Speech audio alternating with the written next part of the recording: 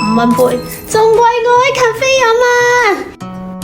喺香港嘅東京咖啡節值唔值得去？有得抽日本機票，真身實測服定係正。喂，有冇人同我一樣係咖啡控嘅舉手？今次嚟到西九龍文化區呢個超級大型嘅戶外 Coffee Tokyo Festival Hong Kong，話說咧就聚集咗百幾間咖啡檔啦，仲有10幾間日本神級嘅咖啡店，首次登陸香港啊！呢度仲有得抽日本機票。到底值唔值得專登過嚟，定係排隊會排到懷疑人生呢？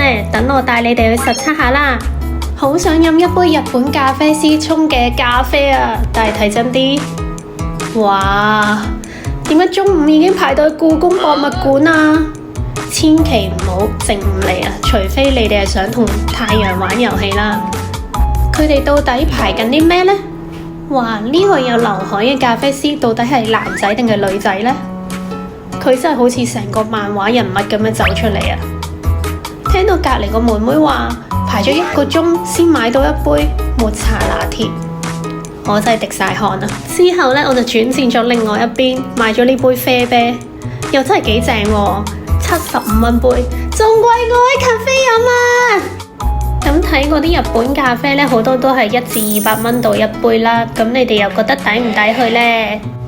講真，全程喺呢一個 festival 裏邊呢，我真係熱到懷疑人生啊！我真係唔係好理解點樣可以咁熱嘅天氣排個幾鐘等一杯咖啡，所以我決定要去一個冷氣嘅商場。嗰一陣我已經身處呢個圓方，嘆緊呢一個韓式下午茶。哇，簡直係爽啊！有好好味嘅肉桂朱古力咖啡，再加一個海鹽焦糖芝士蛋糕牛角包窩夫，玩味啊！有冷氣嘅飲杯水都去玩味啊！如果係你哋會揀呢個戶外咖啡節，定係舒舒服服嘆住冷氣嘅 cafe 度飲呢杯嘢？如果你哋真係要去呢個咖啡節，都有啲生存攻略俾你哋嘅，可以4點後先去啦，冇咁熱，人又少啲。咁鎖定2至3間嘅目標呢，就唔好太貪心噶啦，因為你預咗呢，每間都要排半小時至個幾鐘啊。咁記住數碼抽獎啦，萬一就係可能中咗日本嘅機票，直接去日本飲啊！想睇更多好去處攻略片，記得要 follow 我啦，我係艾琪，拜拜。